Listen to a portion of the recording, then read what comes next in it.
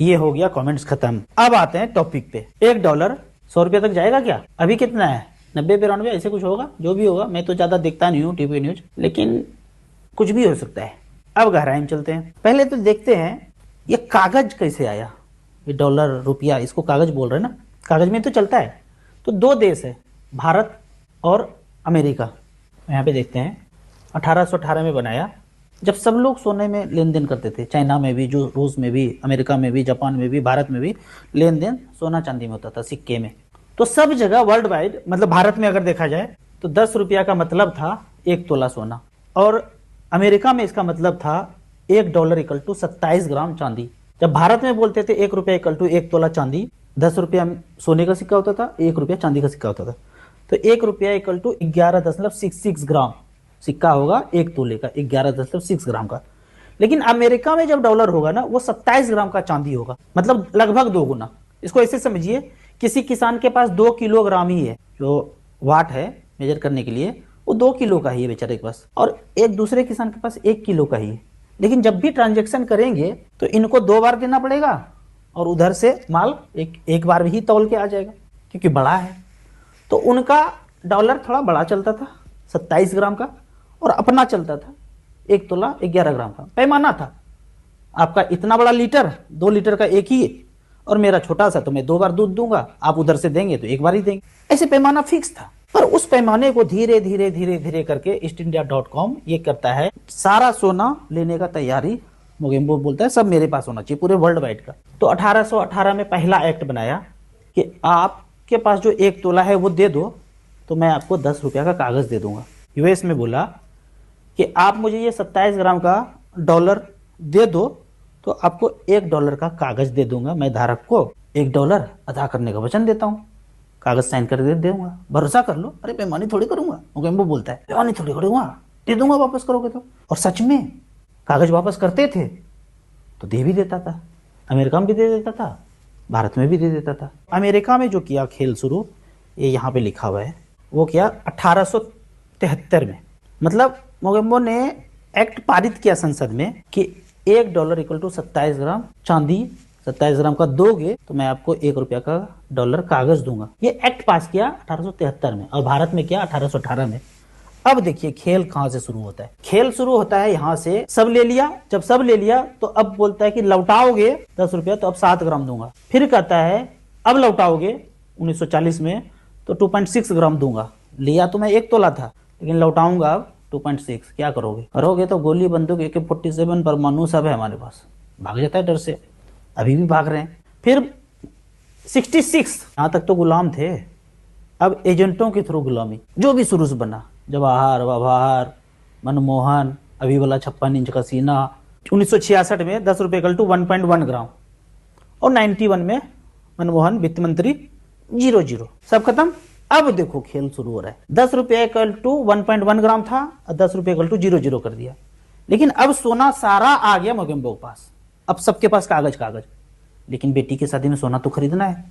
तो कहता है 11 रुपया में 10 ग्राम। फिर अगले साल बोलता है 12 रुपया में 10 ग्राम। फिर कहता है 50 रुपया में 10 ग्राम। फिर कहता है 100 रुपया में 10 ग्राम। फिर बोलता है 50 रुपया में 10 ग्राम। फिर बोलता है 50,000 में 10 ग्राम। फिर कहता है 1 लाख रुपए में 10 ग्राम। फिर बोलता है 2 लाख में 10 ग्राम। फिर बोलता है 5 लाख में 10 ग्राम। आने वाले दिनों में हमारे बच्चे, उसके बच्चे, क्योंकि अब उसके हाथ में है सारा गोल्ड। सिर्फ गोल्ड नहीं, सारा धातु। लोहे के साथ वही खेल, तांबा के साथ वही खेल, एल्युमिनियम के साथ वही खेल। जिसका भी रेट बढ़ रहा है वो सब उसके कब्जे में।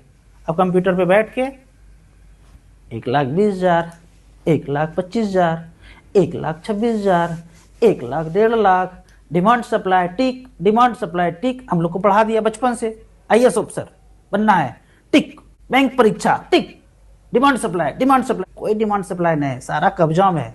अब मर्जी से रेट बढ़ाऊंगा। अगर ये डिमांड सप्लाई का खेल था 1818 के पहले, 1700 शताब्दी में 10 रुपये इक्वल टू 1 तोला, 1600 शताब्दी में 10 रुपये इक्वल टू 1 तोला, 1500 शताब्दी, 1400 शताब्दी, 1300 शताब्दी, 1 शताब्दी, 1 ईसा पूर्व, 4 ईसा पूर्व, 10 ईसा पूर्व, 10 रुपये इक्वल टू 1 तोला, क्योंकि कोई कंट्रोल नहीं था। जब सब आ गया तो बोलता है धीरे धीरे धीरे करके 0। अब मेरे से लोगे तो 1 लाख, 2 लाख, 10 लाख, 20 लाख, 50 लाख, धीरे धीरे धीरे करके टाइट करता जाऊंगा। अब इससे आसानी से अगर नहीं समझ सकते हैं, इसका मतलब खोपड़ी में भूसा भरा हुआ है। अगला जन्म में जब आएंगे ना, तब समझिएगा। मैं सरस्वती माँ को प्रार्थना करता हूँ कि इतना कठिन चीज हमारे खोपड़ी में आप डाल पाए और हम समझ पाए, इसके लिए धन्यवाद। खोपड़ी में भूसा के अलावा कुछ नहीं भरा हुआ है। अगर ये सोचता है कि डिमांड सप्लाई की वजह से कोई चीज बढ़ रहा है, डॉलर जाएगा क्या 100 तक, उसके हाथ में है तो कहीं भी ले जाओ, 100 क्या 150, 200, 500 जाएगा धीरे धीरे करके, धीरे धीरे करके। अब एक चीज और देखते हैं कि म्यूचुअल फंड और मार्केट पे क्या इफेक्ट पड़ेगा। तो जापान है, लगभग 5 ट्रिलियन का इकोनॉमी है। हम तो वैसा तक है नहीं, वहां यहाँ से बोलते हैं, यहाँ से बोलते हैं। वहां का जिंदगी क्या है पता नहीं है, लेकिन यहाँ से बोलते हैं कि वहां तो विकास ही विकास है, बढ़िया विकास है। अच्छा, जापान का जो धरती है 0.37 मिलियन किलोमीटर स्क्वायर है और भारत का है 3.2 मिलियन किलोमीटर स्क्वायर। मतलब जापान से भारत 10 गुना ज्यादा है लगभग। और जापान का ट्रिलियन है 5 ट्रिलियन और भारत का लगभग अभी समझ लो कि 4 ट्रिलियन, और एरिया 10 गुना ज्यादा है। यानी कि अभी के हिसाब से अगर दोनों जगह समान विकास होते रहता मोगेम्बो के हिसाब से, तो अपना वाला 50 ट्रिलियन का इकोनॉमी होता। यानी 50 ट्रिलियन तक हम जाएंगे अगर उतना ही काम जैसा जापान में अभी हुआ है वैसा ही सब कुछ होगा।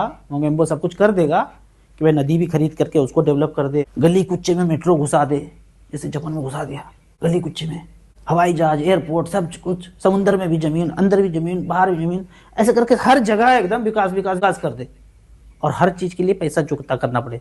पार्क में जाएंगे 1 घंटा तो उसका भी चार्ज लगेगा। तो इस तरह का जब जाएंगे तो 50 ट्रिलियन तक जाएंगे। जब 50 ट्रिलियन तक जाएंगे तो सोचो मार्केट कहाँ जाएगा, हमारा आपका पैसा लगा हुआ कहाँ जाएगा। खुश होना चाहिए ना, खुश होना चाहिए। लेकिन विकास जो बोलते हैं ना, विकास, वो 5 ट्रिलियन इकोनॉमी में वो विनाश है। विकास सिर्फ वही होता है जिसमें प्रकृति को कोई नुकसान ना हो। यदि आप पानी निकाल रहे हैं ना, अगर हम बाल्टी से पानी निकालते थे, हाथ से निकालते थे, प्रकृति का कोई नुकसान नहीं था।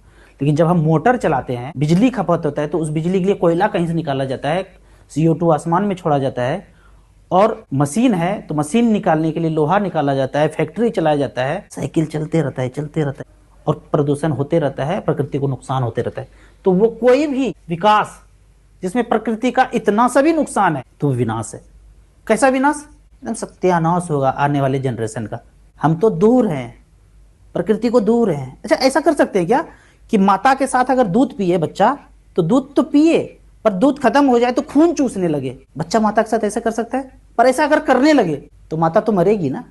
उसी तरह प्रकृति, ये धरती मरती जा रही है, मरती जा रही है, बचेगा नहीं आने वाले दिनों में। जिस तरह से हम ट्रिलियन ट्रिलियन में खेल रहे हैं, जापान का बिल्कुल नहीं बचा हुआ है। प्राकृतिक संसाधन, कोई संसाधन नहीं बचा है प्राकृतिक, अभी भारत में बचा हुआ है। थोड़ा थोड़ा जागेंगे तो कुछ हो सकता है। बस इसको छाप लीजिए आंखों में कि धीरे धीरे करके जीरो किया, और जीरो करने के बाद अभी 11 रुपया, 12 रुपया, 15 रुपया ऐसे करके चलता जा रहा है। जबकि इसके पहले कांस्टेंट था, कोई इन्फ्लेशन होता नहीं, कोई महंगाई होता नहीं है, सब कुछ प्राकृतिक ढंग से चलता था, किसी का कोई शोषण नहीं था।